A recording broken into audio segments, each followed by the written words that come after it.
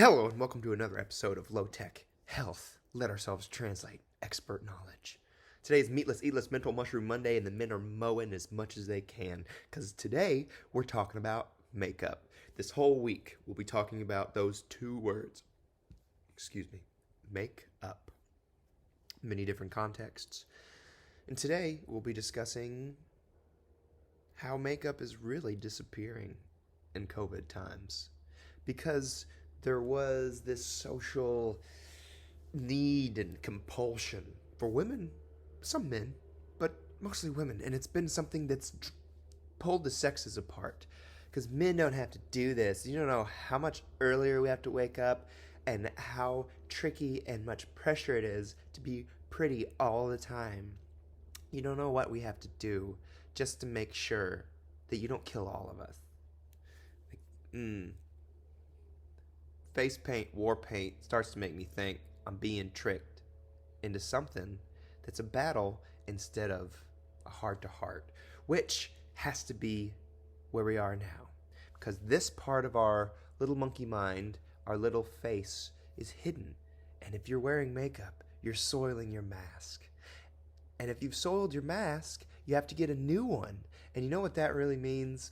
You really can't wear makeup anymore and be compliant with this mask preventing you and keeping you alive in some cases if you're unable to distance or if you're in the presence of someone who more than likely COVID positive and you're vitamin D deficient or one of the vulnerable population. What you're finding more and more aren't just people who are diagnosed. It can happen to people who are undiagnosed, which, just because you don't come to the hospital or to the doctor's office doesn't mean that you don't have diseases. You're just undiagnosed. And there's a sloppiness to inpatient admissions thanks to the way it's charged. You're like right in camera if you want to be. Do you want to be? Okay, I don't think you're going to be able to sneak by. All right, that was pretty good.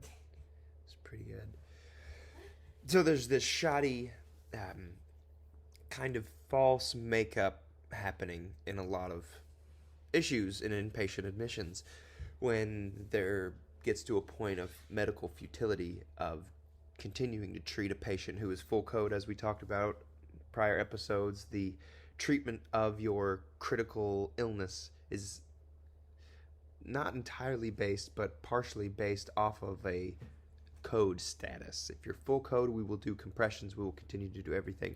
If you're DNR/active treatment, we will continue to do everything, but there is not necessarily going to be any intervention if your heart stops. But we're going to keep it from trying to stop. So there's a little bit of a gray area, which that gray area is not little, it's gigantic. There's a pool, there's an abyss of lives and spirits being harnessed to their body through life support. You gotta take our word for it and search your soul, not just making up an answer or putting on an appearance, but when we tell you things aren't going to get better as healthcare workers, we're not just saying that. When there's been that grave discussion of a poor prognosis of a patient who in this case has been COVID pneumonia since the end of August and is not recovered, but because family doesn't quite understand that there is no coming back and there's no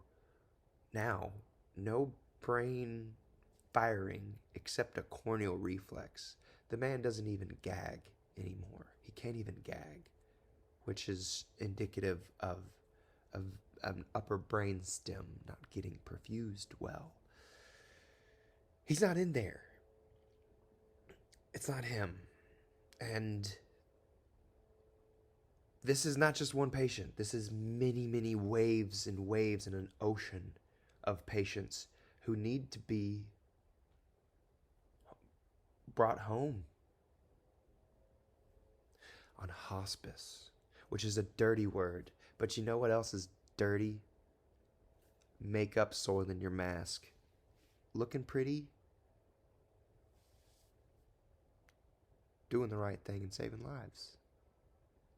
Because when we have these patients on long months of life support, they're not going to get better.